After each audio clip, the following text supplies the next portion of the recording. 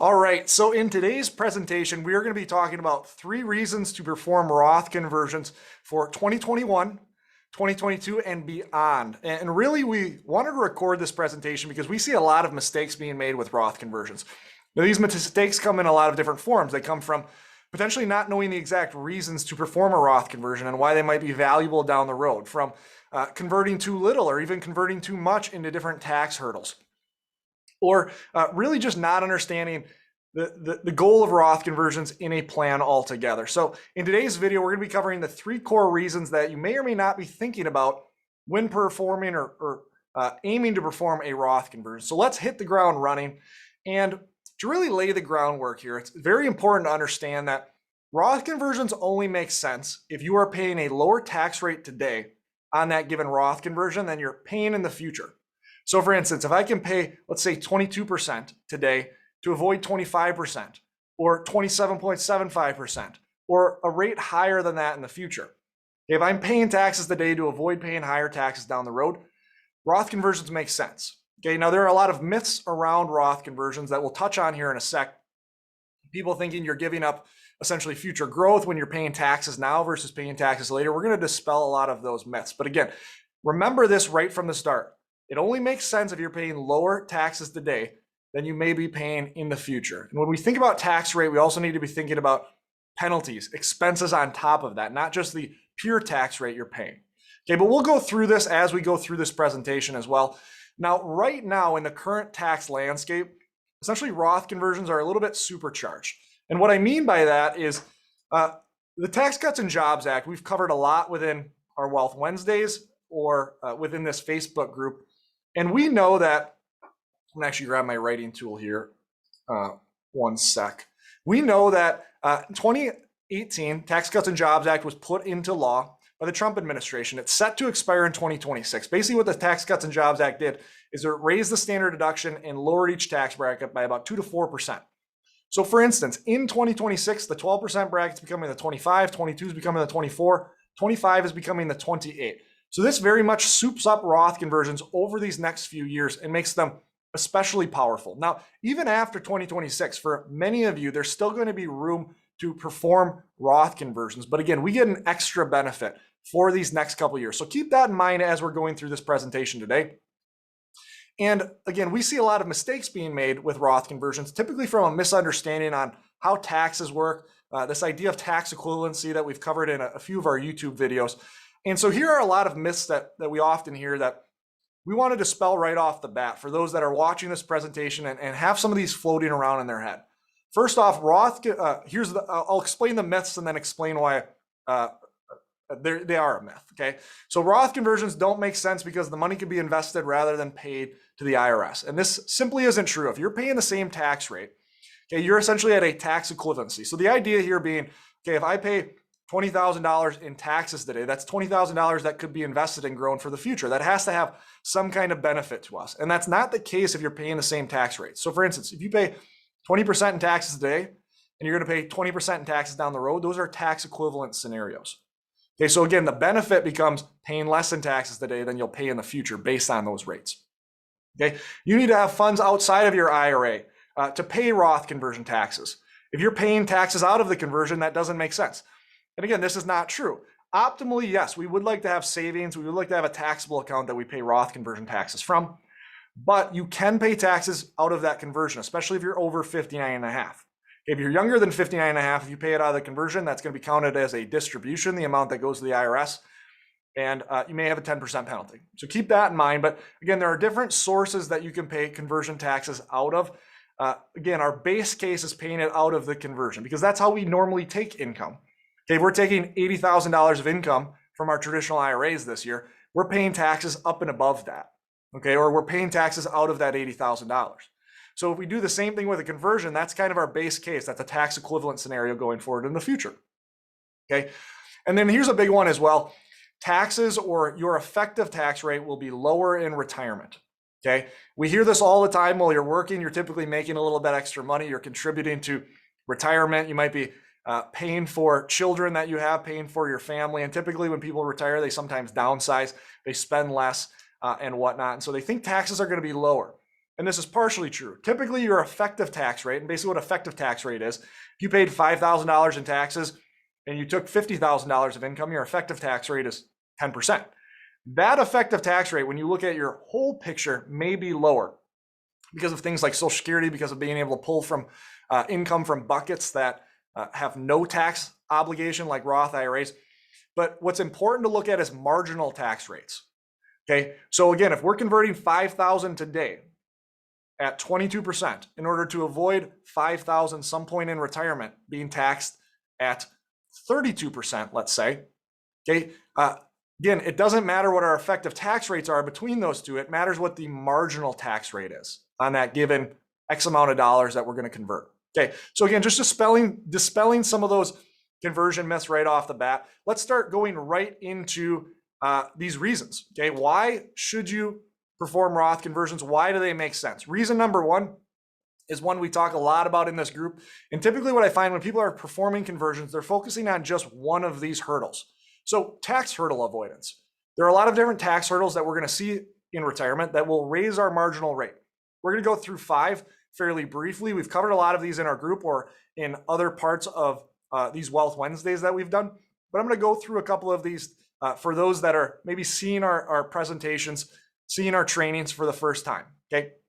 So the important thing to make sure that you have in order to know what tax hurdles we might face down the road is a forward-looking tax plan. What I mean by that is we want estimates of what our situation will look like going forward in the future. This usually starts by building an income-based plan and then filling in the tax brackets behind the scenes, okay? And making sure you're essentially assessing each tax rate properly. And so what we see through situations like this are taxes lower in the first couple of years, maybe when somebody is delaying Social Security, or maybe even when somebody is on Social Security. And then at 72, when RMDs start, if, again, most of the clients that we deal with have some sizable tax deferred assets. Everyone's different, however. We see RMDs really rain some havoc on plans. So what we see here is a drastically different set of tax implications through this person's retirement. Early in retirement, they're in some pretty optimal tax brackets, and then later in retirement, once RMDs start, you really see them pushed up into these higher brackets. And each of these lines in the background are essentially tax brackets through time increased for inflation, okay? And so we need to know what this situation looks like in order to make the right decisions today, in order to see and estimate what tax hurdles we will see in retirement. Okay, now, as you build a forward-looking tax plan, I really urge you to make sure that you're not just planning under one scenario. So for instance, a big problem that I see with a lot of other advisors is they'll build an income-based plan and they'll just assume a static rate of return going forward into the future. Let's say we think we're going to get 7% on our investments, so we just build a plan in Excel where we increase our investment return by 7% and take out the income in those given years. Well, as soon as we build that plan, it's guaranteed to be wrong the year after, because again, we don't know what the future holds. It's very unlikely that we see 7% per year consistently for every year of retirement. Unless there's some kind of 7% CD that I'm not aware of, it doesn't replicate the real world. And so what I would urge you to do is perform what's called a Monte Carlo. Basically what this means is you upload your parameters, but then you run under multiple simulations. Usually you want to run under at least 1,000 to have a statistically significant simulation. But of these 1,000 simulations, as you can see on the screen right now, there is a wide distribution of outcomes we see here. The worst outcome, we see this person running out of money in 2050, in the 2050s, I should say. And the best outcome, we see this person passing away with $20 million. And so you will find this in Monte Carlos when you look at the very extremes. Our goal is to basically see out of all these distributions, what do things look like? And then build forward-looking tax plans under each of these trials, if you will. So we want to take a great trial, an average trial, and a bad trial. There are going to be different tax concerns that show up in each of these trials. Okay. Again, ideally, if we have a huge distribution of outcomes, we have a lot of failures and a lot of essentially scenarios that are ending with us with multiple tens of millions of dollars, something like that. We might want to change up our investment strategy to try to condense some of those distributions, try to make your retirement safer. But again, as we look through a forward-looking tax plan, you will notice drastically different tax planning things that you should be doing in a bad trial versus a great trial. And again, we want to look at this holistically and make sure we're planning under multiple simulations and making sure that multiple tax strategies work in those multiple simulations. So hurdle number one is pretty simple, okay? Required higher taxes. And really what we're talking about are RMDs here. Required minimum distributions at age 72, you're forced to take money from your accounts.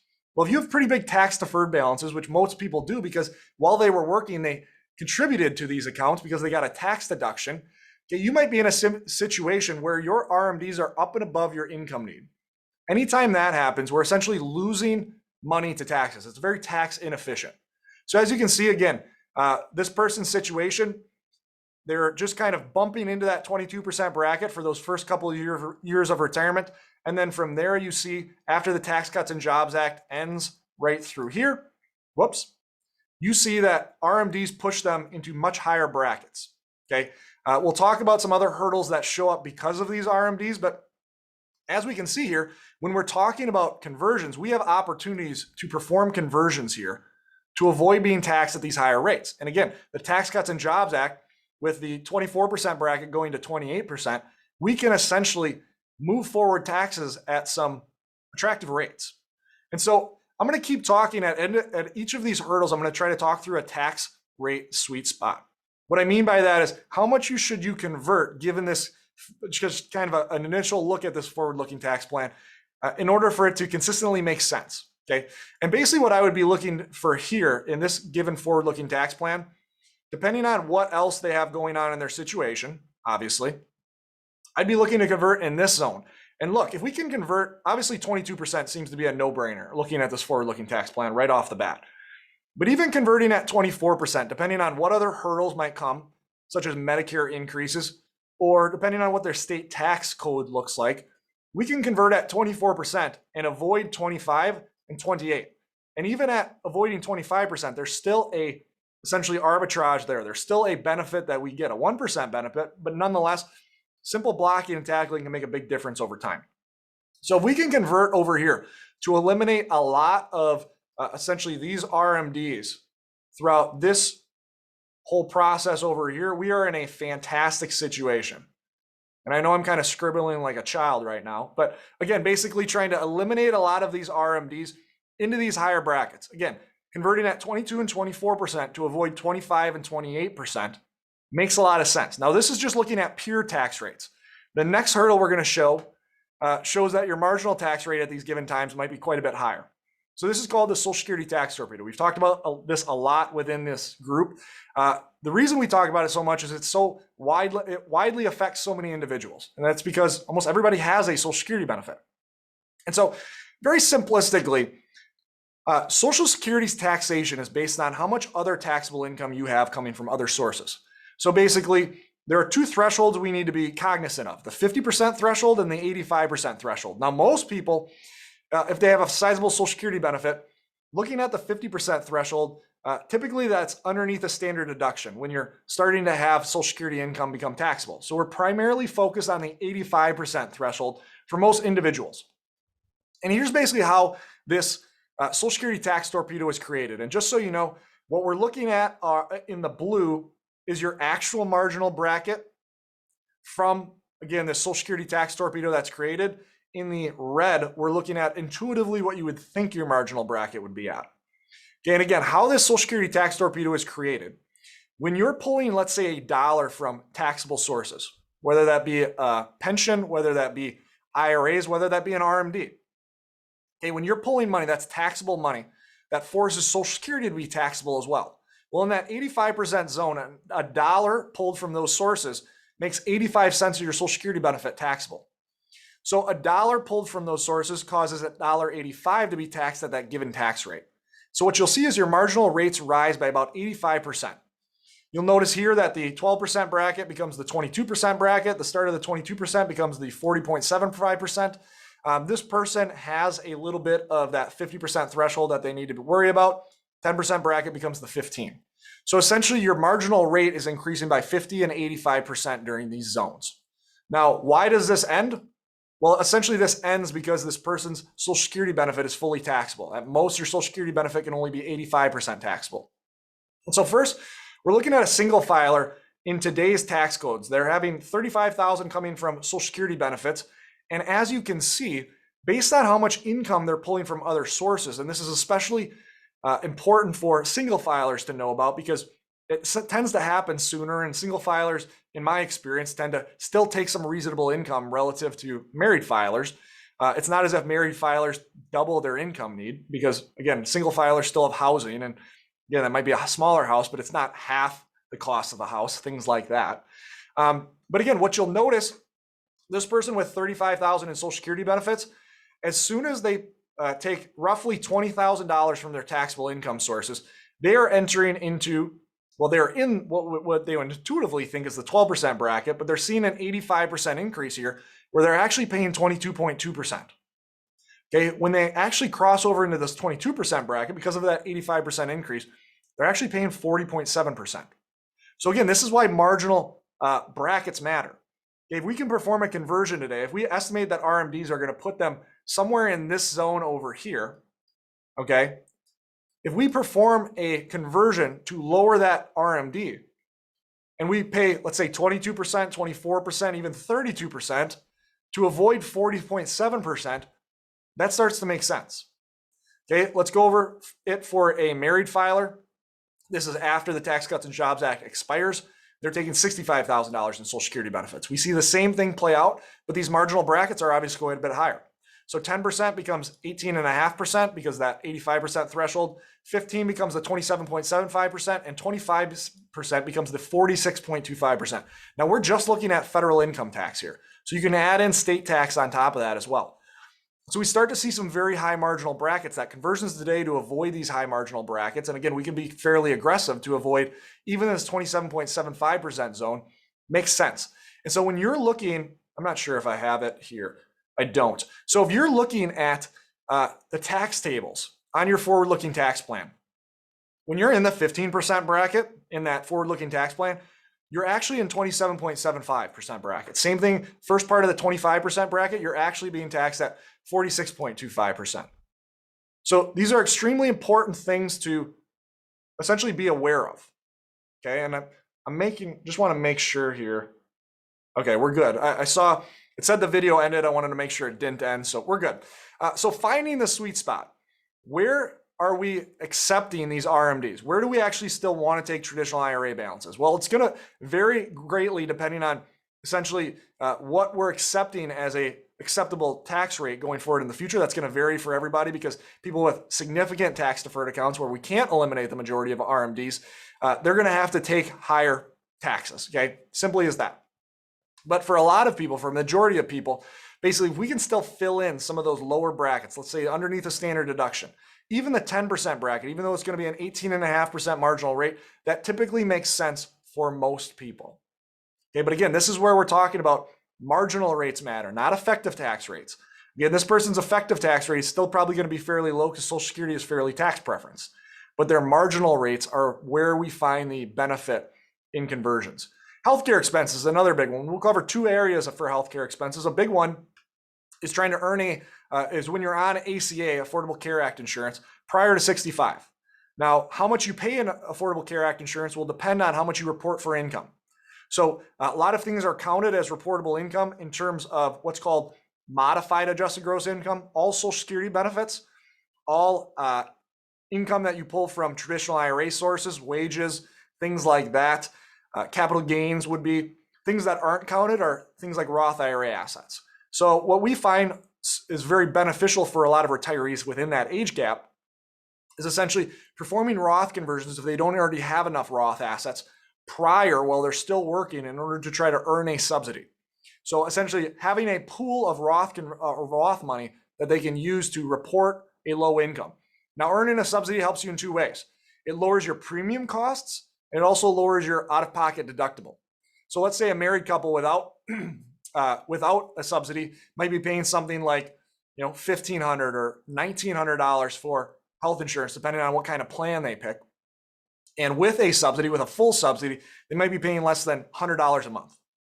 Okay, so let's talk through a specific situation. We have somebody who's 63 in 2023. They're earning $100,000. Sorry, it's a married couple. They're 63. both of them are in 2023. They're earning $130,000 while working. This puts them in the 22% bracket.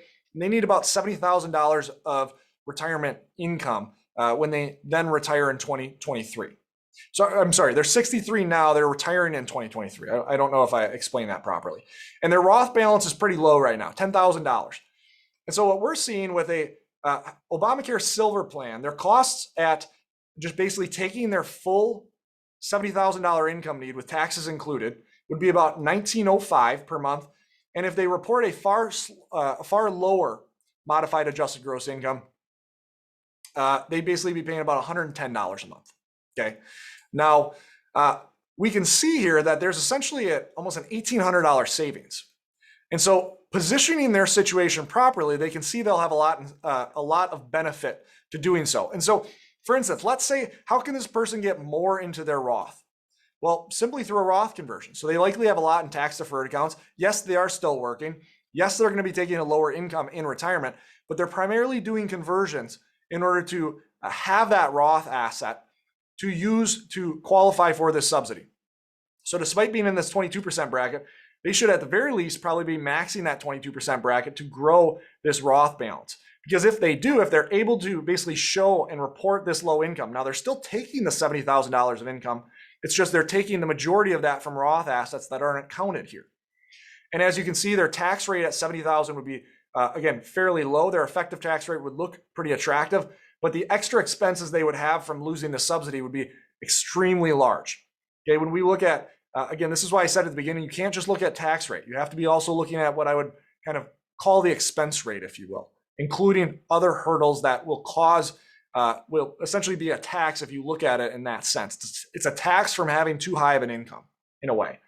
Versus if they can report a far lower income, tax is going to be zero. They're going to be underneath the standard deduction, and the expense rate is going to be far lower as far as just their monthly premium cost.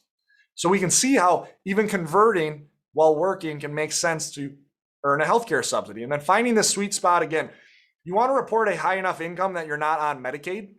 Okay, so you do want to fill in some income with IRA withdrawals or taxable income of some sort. But in 2023 and beyond, the next 2 years, there's something called the American Rescue Plan that was put into law because of COVID. That is more of a slope as far as how we see Medicare costs increase in terms of a subsidy. 2023 and beyond, we're coming back to this healthcare cliff. So basically, the healthcare cliff is looked at 400% of the federal poverty level. If you show income higher than that, it essentially falls off. So you might be earning something like a $500 subsidy before this healthcare cliff. After this healthcare cliff, you lose that. So earning a couple dollars more can translate to a very high marginal rate.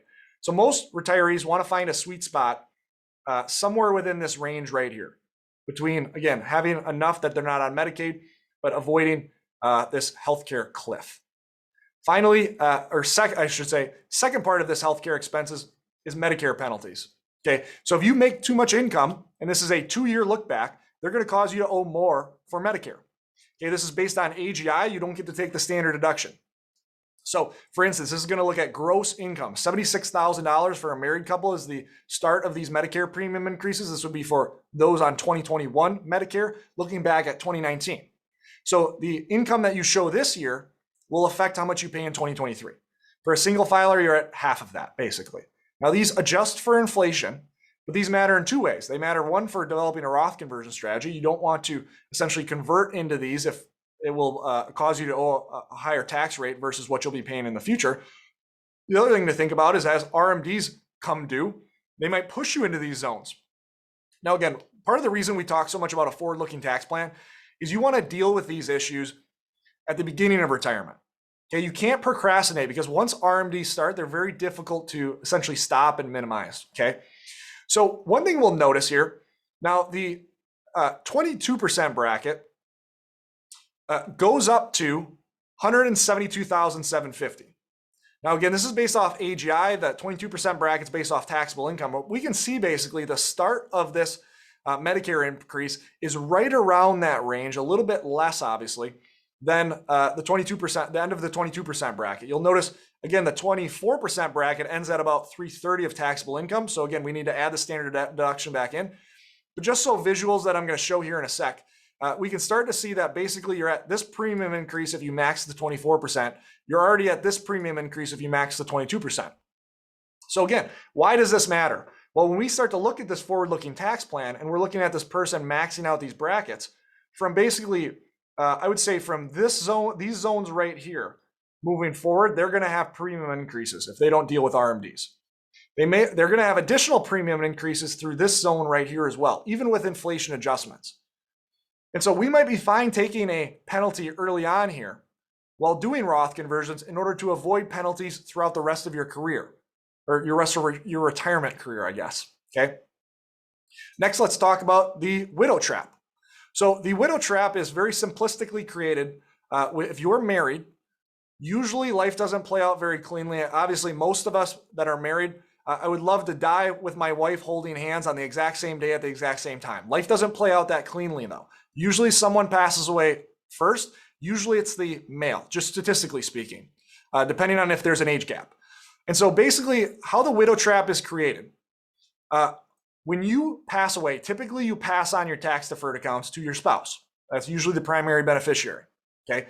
Well, that person, depending on their age, may have similar, the same, or potentially even higher RMDs. And so they're going from the married filing system to the single filer system. And as we can see on the screen here, there's half as much room in each bracket. This has consistently been the case. There's half as much room for the standard deduction. And so let's say that you go from a situation where you have a $50,000 RMD, you pass away and your spouse still has a $50,000 RMD. They are by definition going to owe more in taxes because they have half as much room in each bracket. They also have, going back a sec, they also have half as much room for IRMAA, Medicare premium increases. Okay, so this is something that, again, you have to plan for at the beginning of your retirement. But this widow trap can spell some unfortunate mistakes, really. And again, this can be, everybody's going to have, this widow trap is going to have a different kind of result for every person. Because again, some people with that are both in great health, maybe you both live well into your 90s. Okay, and there's maybe not that large of a widow trap. For some, maybe one spouse has some pre-existing health conditions, and we can see a situation like this where one spouse passes away or is likely to pass away early, and that surviving spouse experiences this widow trap for the majority of their retirement, unless you deal with it. So again, this person we see here, while married, barely touching the 28% bracket, and then after they pass away, they are seeing that 28% bracket quite a bit. Okay.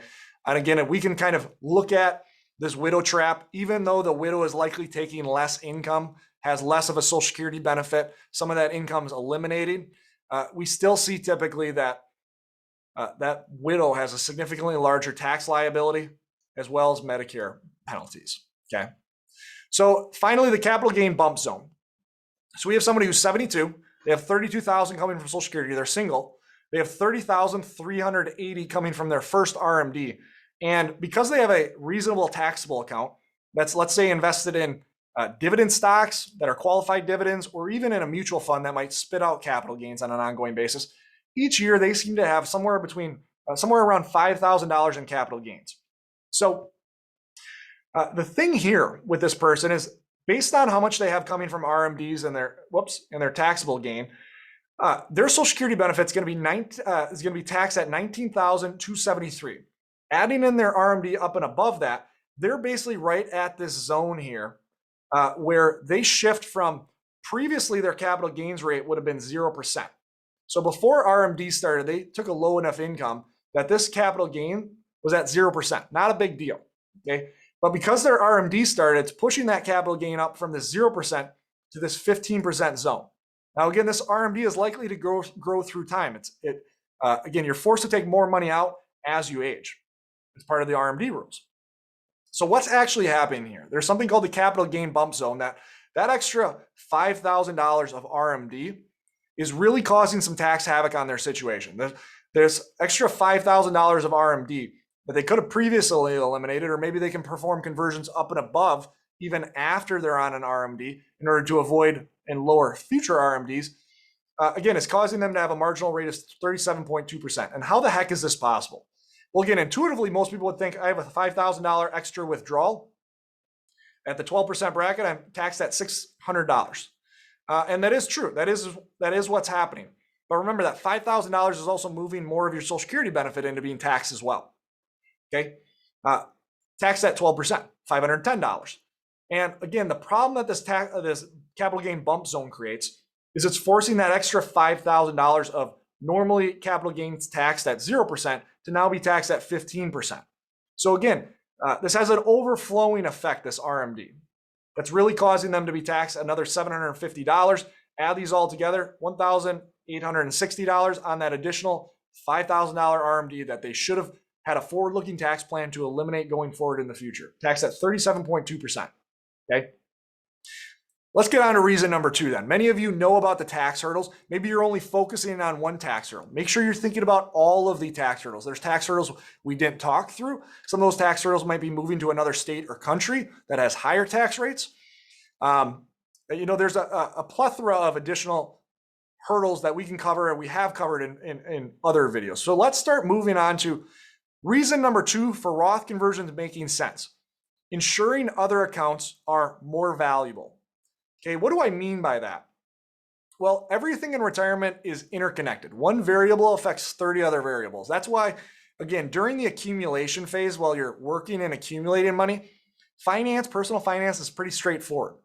Again, the main thing you want to be looking for at those points, depending on what kind of situation you have, higher savings rate, higher growth rate equals more money entering into retirement. It's pretty simple. When you enter retirement, all of a sudden, all of these variables, all of these tax buckets, all of these tax rates start to compound on each other and create a lot of complexity. So one core problem, such as RMDs, can affect and create 5 others, 10 others, 30 other problems within your situation, okay? 30 other is probably a little bit of an exaggeration, but you get the point. So the thing to remember is different withdrawals have different tax rates. Okay, when we're pulling from, let's say, IRAs, when we're pulling from pensions, these are under income tax rates typically. Our taxable accounts are under long-term capital gains. And so we can see that, again, based on the income, based on the tax buckets that we have, we can make our taxable account more tax efficient by eliminating tax deferred accounts. Because again, if we think about it, if we're forced to take RMDs, that's a forced distribution. This is going to force us, regardless of our income need, into higher brackets than we likely want to be. Well, that RMD will also force you into higher long-term capital gains brackets as well, higher than you may want to be. And so eliminating these tax deferred accounts can make your taxable accounts more valuable. And so there's an overflowing problem that RMDs create. Okay. Again, let's say you don't deal with your your RMD problems. Okay. So you have a large excess RMD. You pay the taxes on that. Typically, again, you don't most people that have an excess RMD, obviously by definition, that's money they don't need. So typically what happens is they don't just spend that money in that given year. They typically put it in a taxable account to be invested for the future, to be invested for the next generation. So their taxable account gets larger and larger each and every year. Well, then any dividends, any essentially tax nuisance they have coming from that account is going to grow as well. Well, again, their RMD then can push them into higher taxable account tax brackets, long-term capital gains brackets, and we begin the cycle all over again. Then the following year, again, they have a large excess RMD, and the same thing happens. Essentially, their tax deferred account is super tax inefficient, and so is their taxable account as well. So if this is the case, if we have too large of RMDs, obviously then eliminating large RMDs can create a more tax advantaged taxable account, okay? So can you achieve this? This is going to be different for everybody, but optimally what we want for somebody that has a diversification in each of these tax buckets is we want small tax deferred balances. We generally, unless you have a large pension, we don't want to eliminate all tax deferred accounts. Because again, we can still realize underneath a standard deduction, even within the 10% bracket typically, we can realize some of these tax deferred balances. It's likely that we can't convert at lower rates than 0% and 10%, even 18.5% with the tax torpedo, okay? Our taxable account, again, can range in size. We want a large Roth IRA, basically all the money we had in tax deferred accounts, we want to essentially transfer as efficiently as possible to our Roth IRA, and then a large Social Security benefit. If we're able to achieve this, our Social Security benefit will be very tax efficient. Okay, so again, eliminating those tax deferred accounts, allows us to have more of our Social Security benefit less taxed. Okay, large Roth IRA, obviously not taxed at all. Taxable account, we can realize taxes in this 0% rate depending on what's going on in our situation. Okay, if we can show a low enough taxable income. And again, right now, this is going to adjust for inflation going forward in the future. For a married couple, less than $80,800 of a tax base, and you are tax gain harvesting in a 0% zone. $40,400 for an unmarried couple. Okay, there's other accounts too, or other assets that people may have. Rental income is one we deal a lot with, and rental income can be great, especially if, again, you're calculating out everything properly. The problem that is created is somebody that has large tax deferred balances and also significant rental income. They're going to find their rental income. Again, they're forced to take the RMDs. There's not a ton they can do on that front. They can decide to take that rental income or not. They could sell the property and take that, essentially the value of the property. And what we see often, people that aren't dealing with these tax deferred balance issues, their rental income becomes significantly less valuable. And here's a reason why. Let's say that somebody's married. This is their tax bracket in 2026. And let's say they have something like a $50,000 RMD because they didn't deal with their tax deferred problems. Let's say on top of that, they have another, $20,000 of rental income, okay, in a given year. So that puts them, again, somewhere in this zone right here. So that rental income that we're stacking on top, that again, isn't technically forced income because we can sell that property, is primarily being taxed at 27.75% and then at 46.25%. So this is why it's important to look at your after-tax ROI on that rental property. Again, you can make that rental property more valuable by dealing with those tax deferred issues earlier in retirement. Okay, so eliminating RMDs, performing conversions can make other accounts more valuable. Taxable account, rental account, or rental properties, Social Security, Roth taxable accounts. Okay, I think I already said taxable accounts, but essentially, if we manage this situation properly, a tax-free retirement is possible even if we don't have all of our money in a Roth IRA. If we think about it, again, we can make Social Security tax-free. Okay, if we're taking from the right accounts and making sure that we're staying underneath the standard deduction. Okay, our Roth IRA is obviously already tax-free. Our taxable account, we can tax gain harvest at the 0% rate. Now, again, that might force some of your Social Security benefit to be taxed, but again, we're trying to stay underneath the standard deduction there. And then using an HSA for medical expenses, tax-free. We have a lot more tax-free accounts than most people realize. Okay, finally, reason number 3, protecting against future tax hikes. Okay, this is going to be a little quicker of a section. And the driving force here is really the national debt. I talk to retirees each and every day. The national debt is one of the biggest concerns I have and most retirees have. And this is a chart I often include when I'm talking about the national debt. It was put out in 2015. For every person in 2015, their share of the national debt was $41,000. So if you send it a check, every person sent it a check for $41,000, we could wipe out the national debt. Okay. Now it was estimated by the time this person was 18, 2032, their share would be $91,000. Now I haven't looked at the numbers in a while, but we're sitting right here, basically 6 years later, and your share of the national debt is something like $84,000. Okay, so we're way ahead of expectations. Now, when we think about all the assets that we've accumulated, we need to ask the question, how much of our retirement right now do we actually own? Now, depending on what type of accounts you have, you own more than others. For somebody that has the majority of their money in tax deferred accounts, how much you own will depend on what tax rates are going forward in the future. Okay, a lot of people worry about a market crash. Let's say a market crash is 30% and what that might do to their retirement. If Congress raises taxes, at least we can recover from a market crash. It's very difficult with tax deferred accounts to fully recover from a tax hike. Okay, so this is a big concern for many individuals. Debt is relative though. We can't just look at the raw numbers of debt and think, wow, debt's higher than it's ever been. We have to look at it relative to other things. Usually what we look at it relative to is our GDP, okay, our gross domestic product, okay? And the highest we've ever seen in the past was right after World War II, where we were spending a ton of money fighting a war across seas, and we saw our debt to GDP rise above 100%.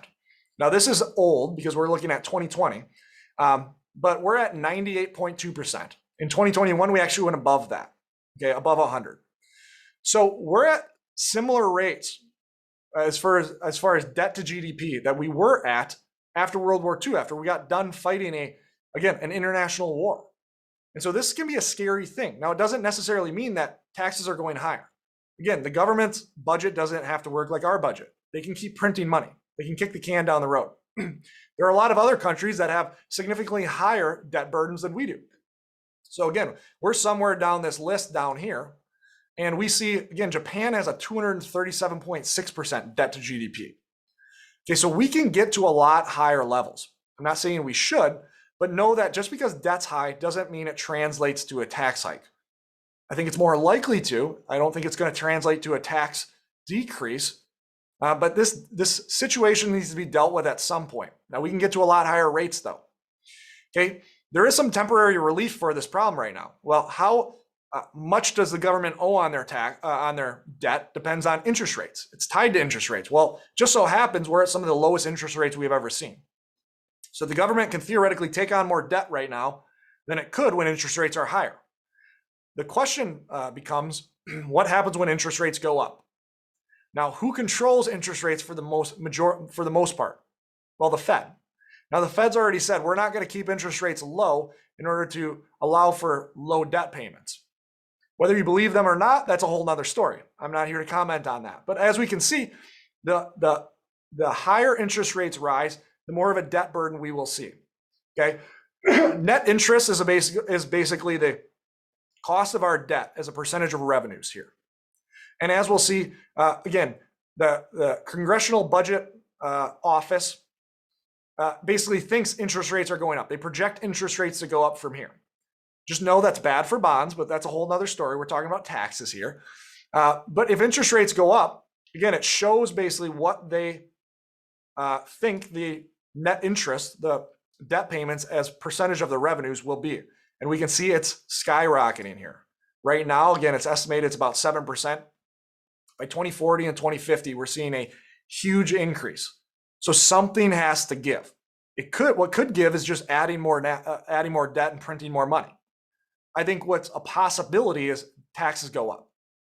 Okay, so are taxes rising a guarantee? You probably already are clued into this. No, obviously not. I think what's most likely to happen, and we've talked a lot about this in the past, are stealth taxes. Small little areas of the tax code that they change a little bit, and that variable affects things greatly down the road. So it's the whole idea of a butterfly flapping its wings over in Asia starts a tsunami in another part of the world. Okay, this whole kind of chaos theory, kind of dominoes falling type effect. And so small little changes in the tax code from a stealth tax standpoint can have a big change going forward in the future. I think that's most likely to happen. I think taxes rising just across the board is totally on the table as well. Performing Roth conversions at these historically low rates ensures that that money that you convert is not subject to those tax increases. For a lot of individuals, that can take away a big what if that keeps them up at night. And so again, I've talked about in a few other videos we have on YouTube, if taxes were the same, let's say we're converting at 22% to avoid 22%, in my opinion, that's a win in the column because, again, at the very least, we're decreasing our tax risk going forward into the future, okay? So what can you do about this all? Again, a lot of people get frustrated from time to time because essentially it feels like a lot of their retirement is at the whim of what the government does. Again, if they keep interest rates low, that creates a low interest rate environment where it's very difficult to earn a safe return on your money, okay? If they raise taxes, again, that can be an irreparable damage to your situation. I have room for optimism here. Everything that the government does, or really any third party does, you have typically an equal or close to equal reaction. Okay, you can build a better plan, a better forward-looking tax plan, and deal with a lot of these hurdles right off the bat. You can ensure your accounts are more valuable through these type of Roth conversions. You can defend against future tax risk by performing strategies right now. But you have to plan around these strategies. Again, we've shown in this presentation there are a lot of different complications that you need to plan around. But always know you always have an option. Okay, you just have to, again, kind of typically push into complexity in a lot of cases, or at least find an advisor, an aid, someone that can help you push through that complexity. So hopefully this was informational. I see I have a lot of comments. I'll comment, or I'll reply to those comments after this presentation. Always remember, you don't need more money. You need a better plan. Hopefully this was informational, talking about why conversions make sense, especially over the next couple of years. Even after that, they'll still make sense for a lot of retirees. If you're too young that you don't have the funds to pay Roth conversion taxes, and you can't pay Roth conversion taxes out of that Roth conversion, don't worry. There's still going to be opportunities going forward into the future as well. Thanks for watching. Hope everyone found this incredibly educational. We'll be back next week and over the following weeks with additional Wealth Wednesdays. Highly recommend as well, if you've just seen some of our videos within this Facebook group, check out our YouTube channel at Safeguard Wealth Management. Type that in on YouTube. You'll find our channel. It's growing very fast. And we have a lot more on the Roth conversion front, dealing with the nitty-gritty details that can provide extra education as well. If you're watching this on YouTube, I'm going to try to link to a lot of the videos or a lot of the things that I referenced from a tax hurdle angle. And if you like this, hit the like button, hit the subscribe button down below, and thank you for watching. We love that everybody takes time out of their day to watch this. It means a lot to us, and we don't take that lightly. Thanks a lot, and we will see you in the next video.